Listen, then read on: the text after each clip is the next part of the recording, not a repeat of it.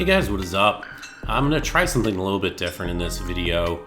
In I think some of my previous videos, so when I originally started the channel, the commentary I would say was kind of more free-form, more flowing, maybe a bit more disjointed.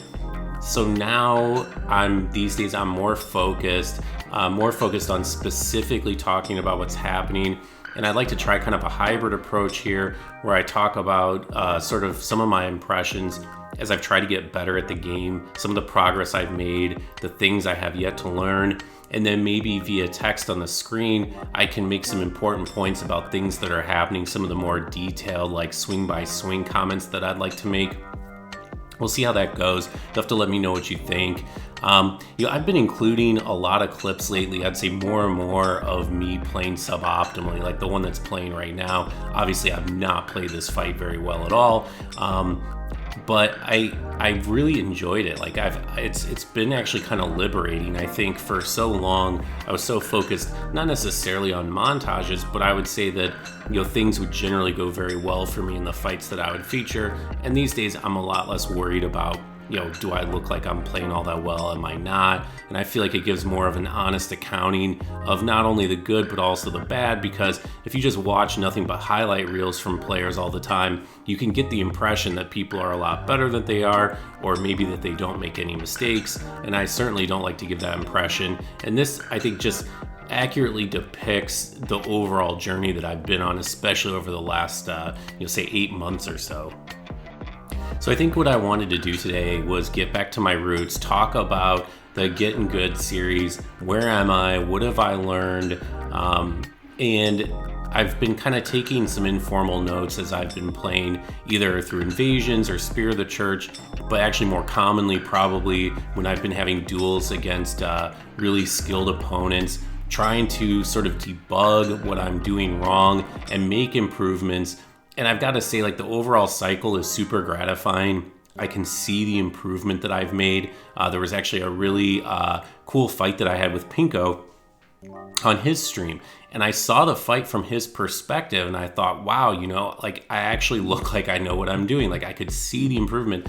And it was really nice because Pinko noticed it too. And he made some really nice comments about my play in his stream. So I can feel it working. Like I can feel myself getting a lot better. And frankly, when I go back and I watch videos of me, actually I have a ton of videos stored on an external hard drive, things I've acquired over time where I thought maybe I would incorporate it into a video. And what I realized is almost all of it is worthless because I played so much differently back then. I mean, even videos from like a month ago, I watch now and I see how differently I play. Like I kind of cringe because I think, oh man, I should never have done that and never would do that today. So that's really cool. But I'm trying to figure out how do I take that next step, because I mentioned how gratifying it is, but I have to say, man, when I go and I fight these really good players, I still get my teeth kicked in the majority of the time. Like I lose most fights and I lose most fights badly. And so the idea is, how can I incorporate the things that I'm learning? How can I take these fights against these players and extract what I'm doing wrong and figure out how to do it better, make those changes, come back stronger, beat these guys more often? And like that's the cycle that appeals to me. That's the thing that's fun for me, is to be able to actually, see those types of improvements.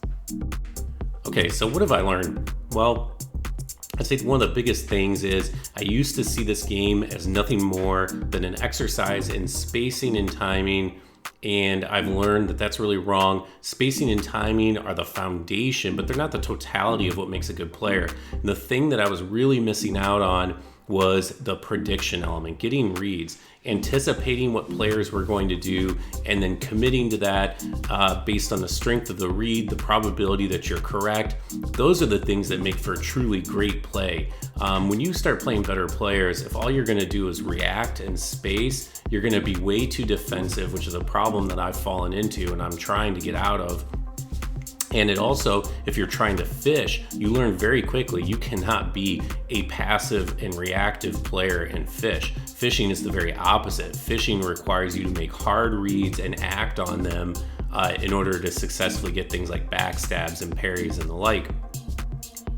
So I've been working very hard to try to improve my reading abilities. Now, one of the things that makes great players great is they're difficult to read. They're very good at mixing things up, which actually brings me to my next point, which is around habits. You're gonna see in some clips, I fall into some really bad habits, and part of this is, I think, a side effect of playing against average players. So, you play against average players, you play against a lot of them, and the numbers is what makes the fight difficult, but you can get away with being a very predictable player because your average player is not going to pick up on that sort of predictability. The very good players will, though. So I think having a strong mix-up game and getting reads, they're sort of two sides of the same coin. And I've learned when I play these top players, man, I just fall into the worst habits. And sometimes I don't even recognize them, but I can tell based on how they're reacting to me that they knew what was coming. They're ready for me to do the thing that they're expecting. And in some ways, they actually know what I'm going to do before I even know it. And so what I've started doing when I record these fights is I'm watching them with a critical eye toward what am I doing? How am I repeating myself? What are the sort of riffs that I'm executing that they see coming from a mile away? And really, I think I probably need to see more of these fights from another player's perspective. I think that's a really valuable perspective that I didn't really see the value of before. Like watching my fight on Pinko's stream the other day from his perspective helped me see things that I was doing wrong so much more clearly than I ever could have seen just watching the fight from my perspective. When you watch a fight from your own perspective, you're seeing things that you've seen a million times, but when you see it from the other player's perspective, you're able to see your own play as your opponent experiences it, and certain things, certain patterns, certain behaviors become way more evident when you do that. So I mentioned the importance of having good mix-ups, but one thing I realized is that mix-ups aren't just about your attacks. They're also about things like escapes. So if you get hit by, let's say, PKCS R1, what are you going to do? Are you going to try to reaction roll? Are you going to roll away? One thing I've observed after watching really good players play against PKCS is that they often engage in what you might term panic rolling. But I realized it's not panic rolling, it's a form of anticipatory rolling. They're not reacting to something, they're reacting to a read or a prediction. And what they do, and they're all so good at this, they mix up their own escapes. So if you R1, let's say, actually take like a really simple example. Take like a straight sword, for example. If you R1, R2, they're going to anticipate that the next time around, they're not going to roll immediately. But the better a job that you can do mixing up your attack, so if you do maybe R1, wait a beat, then another R1, that's going to frustrate their attempts to safely escape, because you can't always reaction roll in this game. You want to reaction roll as often as possible, but you simply can't do it all the time. So mixing up how you escape from an attack chain is almost just as important as how you mix up your own attacks against other players. One of the other things that I've taken away from these fights, there's, I think, kind of two parts of your brain that get engaged when you're in a fight. There's the part of your brain that's engaged in the here and now, what's actually happening on the screen, how do I avoid this incoming attack, how do I attack this other person safely. But then there's a second part of your brain that's focused on strategy, the mix-ups, the kind of meta game, like beyond what's happening right now. What happened 2 minutes ago? What attack did this player do 2 minutes ago? How do I avoid this attack in the future? The more strategic thinking. And what I found is that when I'm of equal skill, or maybe I'm a better player than the other player, I tend to do really well at that strategic side. However, when I fight against these really good players, I feel like I'm so consumed by the here and now. What are they doing to me right now? What's the mix-up that's coming my way? How do I avoid the very next attack? I don't have time, or I'm unable to think in a strategic way. And it unfortunately has led me to making a number of really stupid mistakes. In fact, you'll see some coming up against B-dubs. I end up R1, R2ing with a straight sword over and over. And it was funny because he and I were in voice chat, and every time I did it, I'm like, that's stupid. Why did I do that? I know next time not to do that. And I would do it again, and I would make the same observation, but it was like my strategic thinking was so overwhelmed by the here and now that I just fell back on like the most base instincts about the game that I have. Like these days when I use a straight sword, I almost never R1, R2, just because it's risky.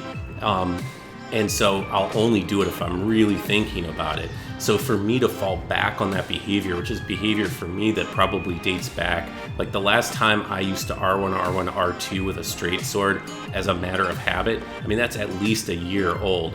So there's something really interesting going on where a big part of my brain is getting overwhelmed during these fights against these really good opponents. And I suppose it makes sense. They're really, really good.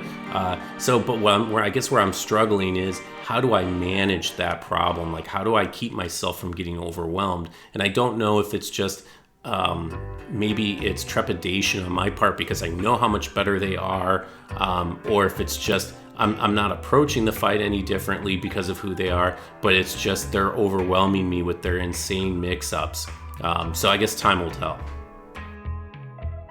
So another big adjustment that I've had to make is what I would call like abandoning preconceptions of what it means to be a good player.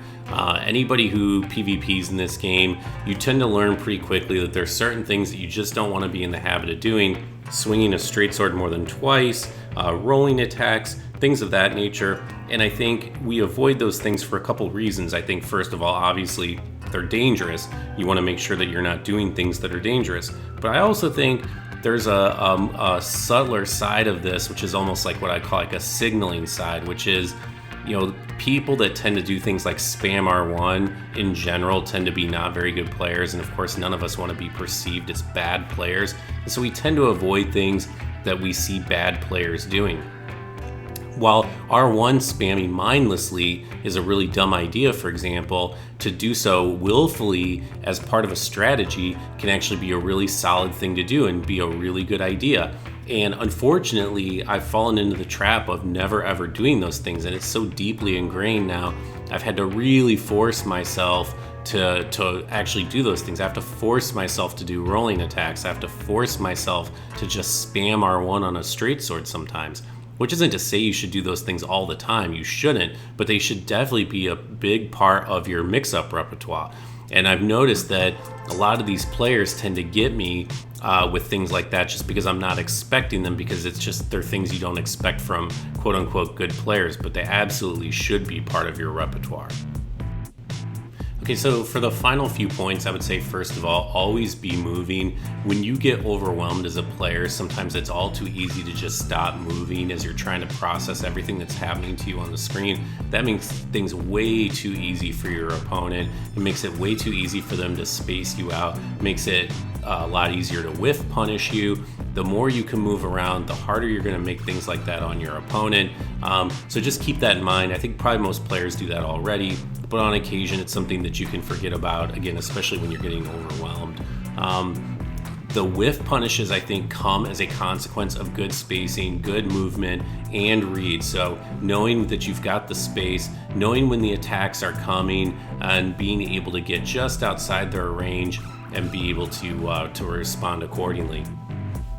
I think also be creative. And this is a trait that I've noticed among good players for a long time.